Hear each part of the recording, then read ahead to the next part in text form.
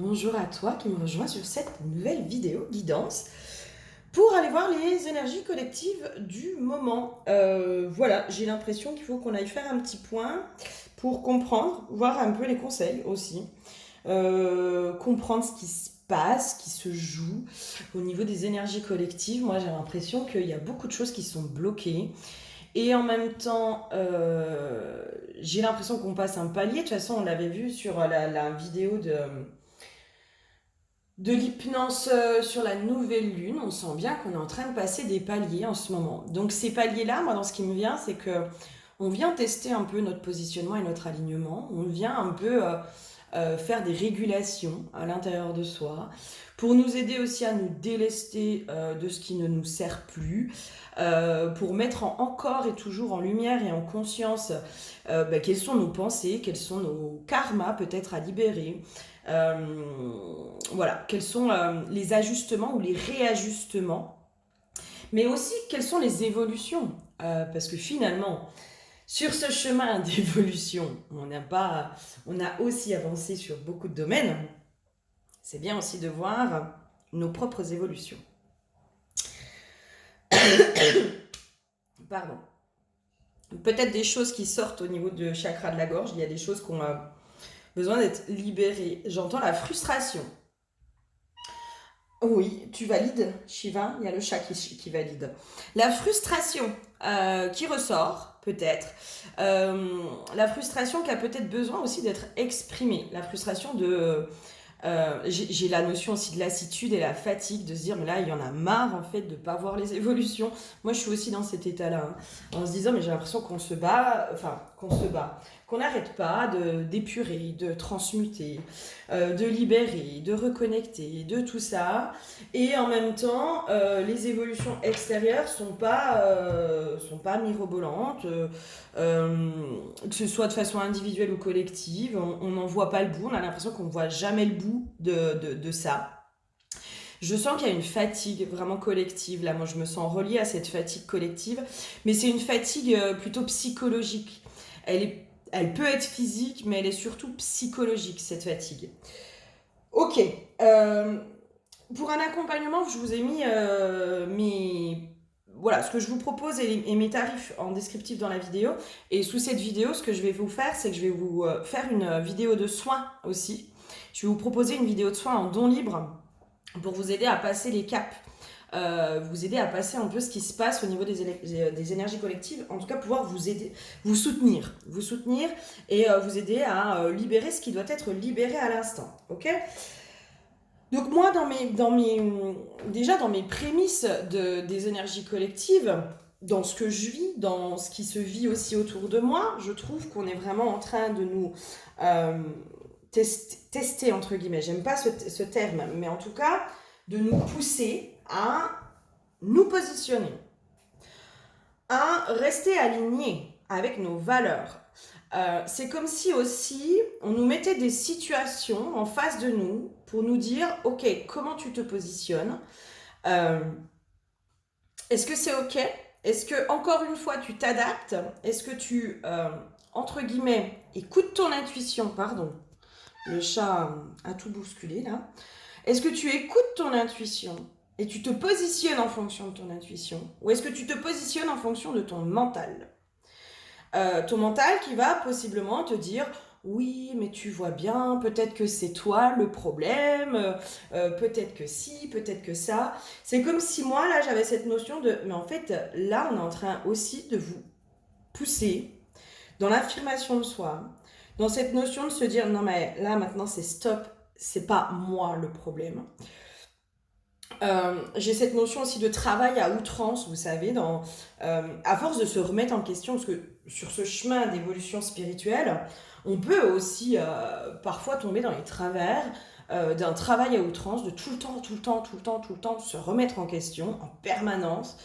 Et à un moment donné, peut-être que aussi c'est juste pas nous le problème, et nous alimentons en fait. En pensant que c'est nous le problème, on alimente les gens qui viennent nous renvoyer que c'est nous le problème. Je sais pas si c'est clair ce que je vous dis, mais voilà. Alors, l'huile qui a été piochée, c'est l'huile de la vie divine. En ce moment, de toute façon, c'est ce qui ressort beaucoup dans les tirages, c'est vraiment de pouvoir aller se connecter, de pouvoir aller incarner cet être divin qui est à l'intérieur de nous, notre essence divine. Et notre essence divine, elle doit pouvoir rayonner, elle doit pouvoir, entre guillemets, illuminer, elle doit pouvoir être elle aussi. Elle doit pouvoir être elle et pleinement elle dans ses aspirations, dans ses vérités, dans ce qu'elle veut, dans toutes ces choses-là. Là, j'avais aussi cette notion... alors, j'ai regardé une vidéo, faudrait que je la retrouve, faudrait que je vous la mette sous le descriptif, dans le descriptif. J'ai regardé une vidéo sur les manipulateurs narcissiques, pervers narcissiques, etc. Où à un moment donné, elle parle, cette femme, de l'autorité intérieure. Cette autorité qu'on a à l'intérieur de soi, donc qui sort de la part féminine, c'est ce qu'elle explique, hein, du non en fait. Du non mais là ça c'est pas ok, ça c'est non, ça ne rentre plus dans mon espace. Et même si ça rentre dans mon espace, aujourd'hui je le bloque, je ferme la porte, je ne le nourris pas. Et c'est là aussi où pour moi le positionnement il est en train de se travailler dans le collectif, dans qu'est-ce que je nourris, à quoi je donne du pouvoir et à quoi je n'en donne pas. Est-ce que je continue à me battre pour changer l'autre en face de moi? Parce qu'on peut encore être dans ces travers-là, en se disant que ça ira mieux si l'autre il change. Non, ça n'ira pas mieux si l'autre il est libre de changer ou de ne pas changer. Mais qu'est-ce que nous on autorise dans notre espace? Qu'est-ce qu'on autorise comme relation, comme situation? Là, on est vraiment en train de travailler ce positionnement déjà intérieur et vraiment, pour moi, on nous pousse aussi à poser des actes.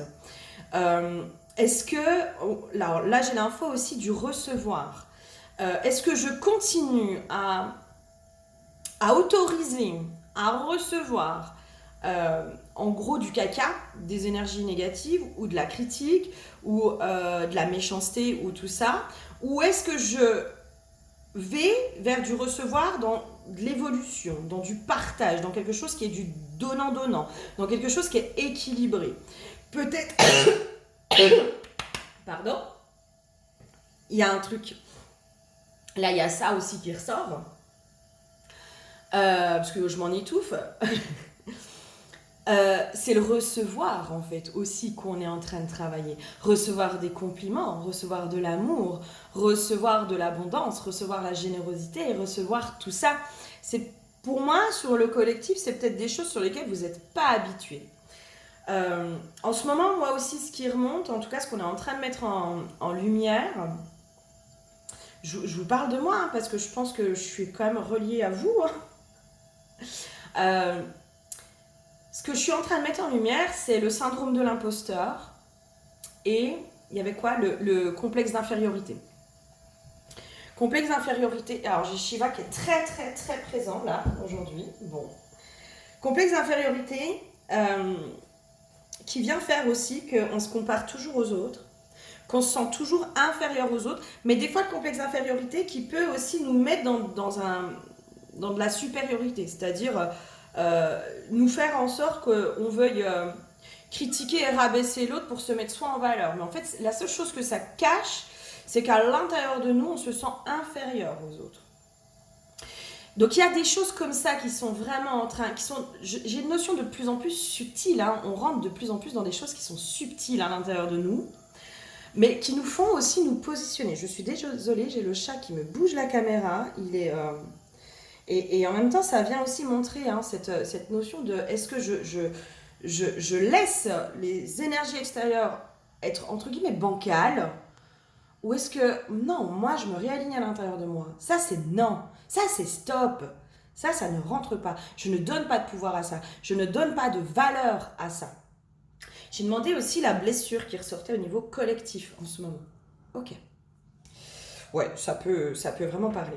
La blessure de rejet qui ressort au niveau du collectif en ce moment. La peur, en fait, et ça me parle, la peur d'être rejeté si on se positionne. La peur de ne plus être aimé. La peur du rejet, la blessure de rejet, elle vient aussi nous faire travailler notre valeur. C'est-à-dire que si moi je me positionne, si moi je dis non, le simple fait de dire non, j'ai peur d'être rejetée par l'autre. Donc du coup, c'est ce qui empêche le positionnement. Donc je vous invite à... Vous pouvez aller voir sur ma chaîne, j'ai fait une vidéo oracle avec les différentes blessures et je vous ai fait des vidéos de soins pour chaque blessure. Donc n'hésitez pas à aller dessus parce que voilà, la blessure du rejet qui ressort en ce moment, ça me parle vraiment, hein, franchement. Ouais, ça me parle bien. Ok, qu'est-ce qu'on aurait d'autre au niveau des énergies collectives et éventuellement dans les conseils?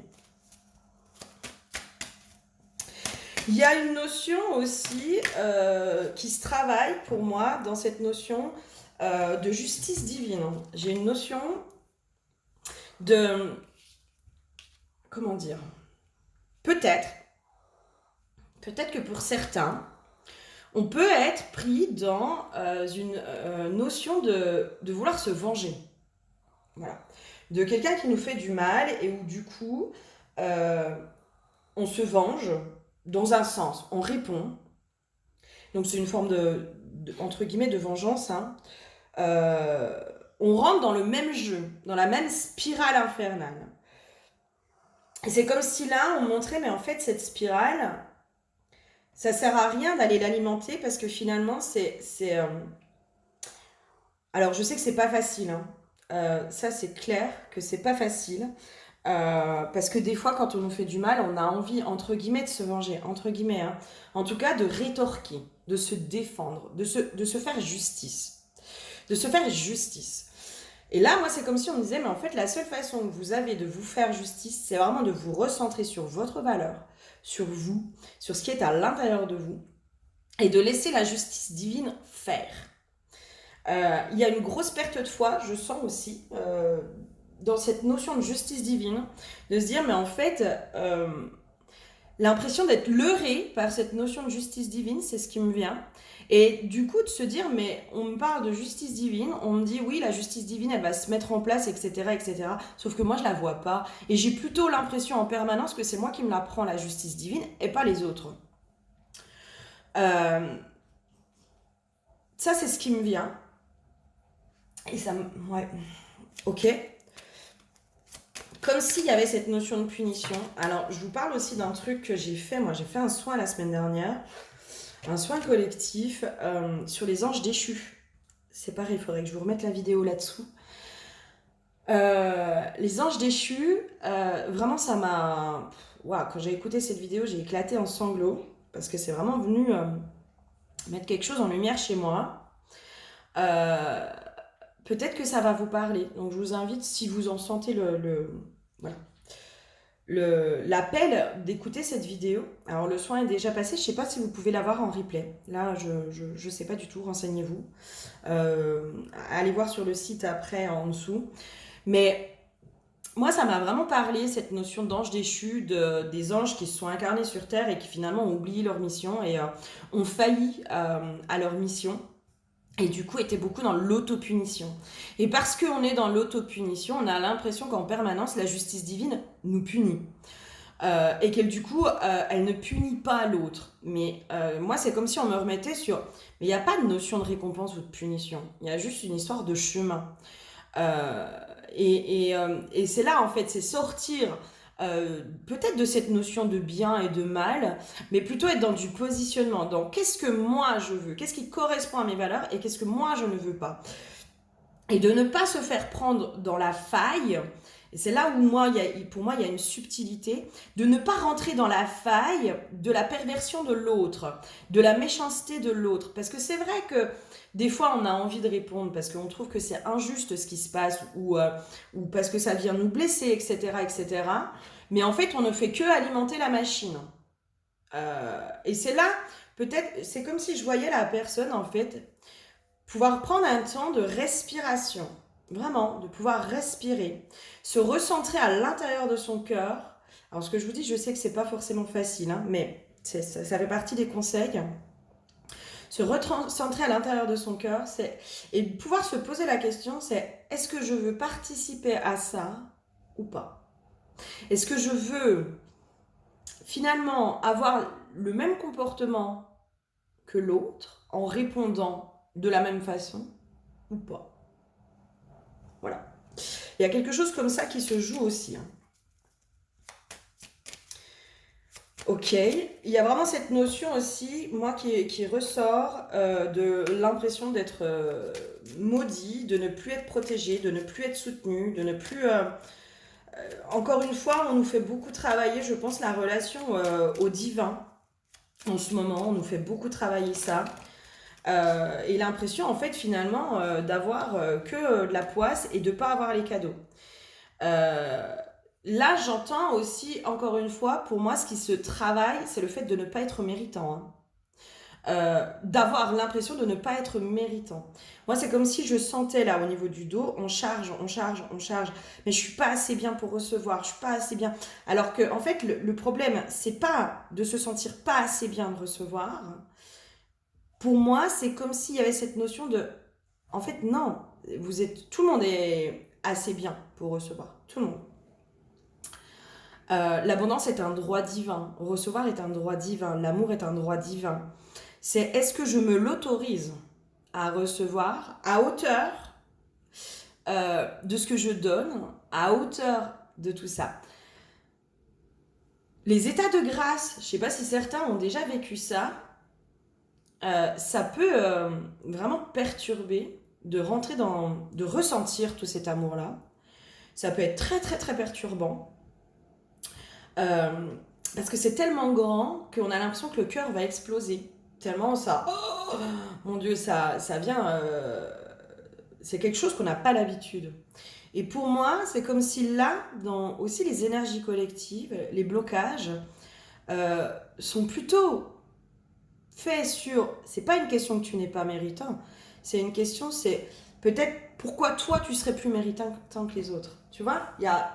un truc comme ça. Il y a une notion de sacrifice qui remonte aussi dans le collectif. Ça me fait penser à un soin que j'ai fait, là, il n'y a pas longtemps, où la personne, en fait, elle était prise justement là-dedans. Alors, je vous donne les infos que j'ai eues sur le soin. Ce qui nous relie, nous, les êtres humains, c'est d'être reliés par la souffrance, finalement. Finalement, on est tous reliés, on se comprend à travers la souffrance. D'ailleurs, vous allez voir souvent les couples ou les personnes qui rentrent en relation, souvent, elles ont plus ou moins le même vécu de souffrance. Donc, elles se retrouvent dans leurs blessures, elles se retrouvent dans leurs souffrances. Et c'est comme s'il y avait un égrégore qui s'était créé là-dedans, et on est relié à cet égrégore. Et il y a un deuxième égrégore qui est d'être relié par le bonheur, de pouvoir être content pour l'autre, de pouvoir alimenter le bonheur, de pouvoir être heureux, que l'autre soit heureux, etc., etc. De sortir de cet égrégore de souffrance. Et je pense que pour beaucoup, c'est comme si on se mettait dans une position de sacrifice pour rester dans cet égrégore, peut-être par peur d'être rejeté aussi. Parce que finalement, dans notre société, quand on regarde bien, les gens qui réussissent, les gens qui sont lumineux, les gens qui réussissent leur vie, et ben mine de rien, ils se prennent quand même pas mal de foudre, ils se prennent pas mal la méchanceté, ils se prennent pas mal tout ça. Encore une fois, ça fait partie, moi, de mes compréhensions. En ce moment, je sens que je suis dans une phase de test au niveau de la visibilité des réseaux. Et être visible veut dire aussi que tu es visible pour la méchanceté. Ça, tu peux pas l'empêcher. Les gens qui sont lumineux, les gens qui réussissent, se prennent, quoi qu'il en soit, la méchanceté de ceux qui ne sont pas là-dedans. Se prennent la jalousie, se prennent tout ça. Comme si ça faisait aussi, c'est un peu, je vais pas dire la contrepartie, mais ça fait partie du jeu. Et du coup, pour ne pas se sentir rejeté par ces gens qui sont dans leur propre souffrance, qui vont être méchants, qui vont vraiment être méchants, et ben on s'empêche soi-même de rayonner et de recevoir. Donc à mon avis, il y a vraiment quelque chose là qui est en train de se faire... Je sens qu'il y a quelque chose de très subtil, hein. Je sens que c'est vraiment très, très, très subtil. Euh, de remettre en lumière aussi tout ça, de pouvoir aussi comprendre à quel point finalement on est en train de se saboter soi-même dans notre propre bonheur, dans notre propre foi, dans tout ça. Et peut-être aussi qu'on retourne dans un des travers qui est de croire que quelque chose, une entité extérieure à nous est plus grande que nous. On va parler de Dieu le Père, décide de si on doit être puni ou récompensé. Et c'est comme si là on nous disait, mais non, en fait, le Père Céleste, il est neutre. Il est neutre. Il ne fait que te donner ce que tu crois au fond de toi aussi. Parce qu'on a beau se dire avec le mental, oui, mais moi je sais que je mérite d'être heureuse, ben, va voir vraiment à l'intérieur de ton cœur et de ton corps. Quand tu dis, je sais que je mérite d'être heureuse, est-ce que tu sens une crispation ou une ouverture, tu vois? On nous ramène aussi au corps, hein, de pouvoir aller voir avec notre corps comment il réagit. Notre corps, c'est un dictionnaire d'informations, il nous donne énormément d'éléments, il nous donne beaucoup de choses, et de pouvoir vraiment voir au niveau du corps. Ok. Je sens que c'est un peu dense, mais qu'est-ce qu'on aurait d'autre? Alors, éventuellement, je sais pas, moi, en conseil, en info encore, en compréhension, qu'est-ce qu'il y aurait qui serait important? Ouais, c'est vraiment le jugement. Le jugement hein, qui l'auto-saboteur, j'entends. Hein. L'auto-saboteur qui est vraiment dans cette peur du jugement, qui veut être dans le bien-faire. Allez voir aussi quand même cette notion du syndrome de l'imposteur. On est beaucoup à la voir. Et du complexe d'infériorité.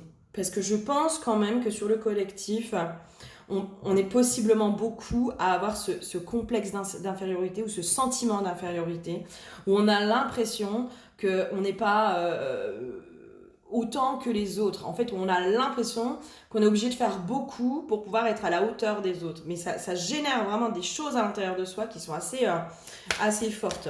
Donc il y a vraiment cette notion du jugement, de tout ça. Et là, moi, c'est comme s'il y avait aussi ce juge intérieur. Là, c'est aussi notre propre juge intérieur. Parce que finalement, l'extérieur ne vient que refléter notre propre juge intérieur, notre propre saboteur, auto-saboteur. Et de pouvoir aussi se pardonner soi-même, de se juger aussi fortement, d'être aussi dur avec soi. L'extérieur n'est que le reflet de l'intérieur. Si vous avez l'impression d'être en permanence puni, de ne pas avoir de chance, c'est peut-être aussi parce que inconsciemment, vous vous punissez vous-même. Inconsciemment, vous avez l'impression de jamais être à la hauteur, de jamais être suffisamment bien, de ne pas mériter autant, voire plus. Il y a aussi parfois des loyautés qui peuvent ressortir. C'est-à-dire, si ma famille est en souffrance, par loyauté inconsciente vis-à-vis du clan, je me maintiens dans cette souffrance. Parce que bon, je pourrais être rejetée par le clan si jamais demain, moi, je suis dans le bonheur. Il peut y avoir aussi des choses comme ça. Alors qu'en fait, pas du tout. Vous pouvez aussi montrer un autre chemin, une autre voie, une autre possibilité aussi au clan. De dire non mais on a tous le droit d'être heureux. Le bonheur est un droit divin. C'est un droit divin. Donc il y a des choses comme ça quand même à aller voir et à mon avis qui ressortent quand même pas mal. Hein. Qui ressortent pas mal. Ouais, on est vraiment en train de nettoyer des choses. Pour moi, on est en train de nettoyer aussi la notion du bonheur et du malheur, en fait. Est-ce que je continue à me saboter et finalement à pas être heureux ou heureuse par loyauté inconsciente? Alors, vis-à-vis du collectif, vis-à-vis du clan, vis-à-vis de je ne sais quoi, est-ce que je continue à me saboter ou pas? Ou est-ce que je m'autorise? Et là, on est vraiment en train de nettoyer en profondeur cette notion de sacrifice, le karma du sacrifice, le karma d'être tous malheureux ensemble. Ouhou, on se rejoint tous dans nos blessures parce qu'on se retrouve dans nos blessures. Et c'est vrai, on ne peut pas se mentir. Essayez de voir autour de vous les gens avec qui vous vous entendez vraiment bien. C'est des gens où vous vous comprenez dans vos blessures. Et si enfin on pouvait se comprendre dans nos talents. C'est comme s'il y avait un interdit qui était posé dans se comprendre dans nos bonheurs, dans nos talents, dans toutes ces choses-là. Mais non, la blessure amène une espèce de profondeur de relation, une profondeur relationnelle parce qu'on va dans l'intimité, on va dans ces choses-là.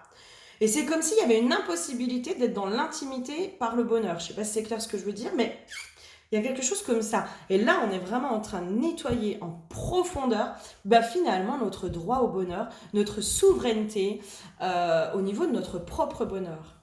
Et c'est pour ça qu'il y a une espèce de chape, moi, que je sens, où j'ai vraiment cette notion qu'on bloque. On bloque les avancées dans la matière, on bloque tout ça. Mais parce que dans nos profondeurs, est-ce que vraiment on s'autorise à être pleinement heureux? Est-ce que vraiment on s'autorise à pleinement rayonner? Est-ce que vraiment on s'autorise tout ça? Et pour ceux qui sont sur ce chemin spirituel, vous le savez, et si vous ne le savez pas, moi c'est ce que j'expérimente, je me rends bien compte que finalement, on va toujours de plus en plus en profondeur dans nos couches. C'est-à-dire qu'il y a des personnes, ils vont faire un soin, pouf, tout se débloque. Et c'est un truc de fou, et tant mieux pour eux. Vraiment, moi, quand je fais des soins à des personnes et que tout se débloque en un seul soin, je me dis, mais c'est miraculeux. Et en même temps, il y a une part de moi qui me dit, putain, ils ont de la chance, eux. Pour d'autres, on porte beaucoup plus de choses. On doit aller encore plus dans nos profondeurs, encore plus dans la subtilité. Mais en même temps, on a accès à une sagesse, à un savoir, à quelque chose que les autres n'ont pas forcément. Alors le chemin, il est difficile. Moi, je pense que là, je parle à des gens qui sont sur ce chemin spirituel. Voilà. Vraiment de gros nettoyage de karma, de tout ça, qui est compliqué. Qui est compliqué avec des grosses blessures, avec des grosses traversées du désert, avec tout ça. On est encore quand même en train de nous dire événement proche, retombée positive. Donc là, on est vraiment en train de passer un cap. Pour moi, je le sens maintenant. Voilà. Comment on va le passer, ce cap, ça, voilà. On est en train de le passer. J'espère que cette vidéo, déjà, pourra vous aider. Et moi, après, là, je vais continuer sur la vidéo de soins pour pouvoir vous aider à passer ce cap. Pour pouvoir, justement, aller faire ce nettoyage et ces reconnexions dont vous avez besoin pour pouvoir pleinement vous positionner sur j'ai le droit au bonheur et que ce soit limite ancré à l'intérieur de vous, vraiment. Ok, écoutez, j'espère que ça vous aura parlé, aidé surtout, le but c'est quand même de vous aider.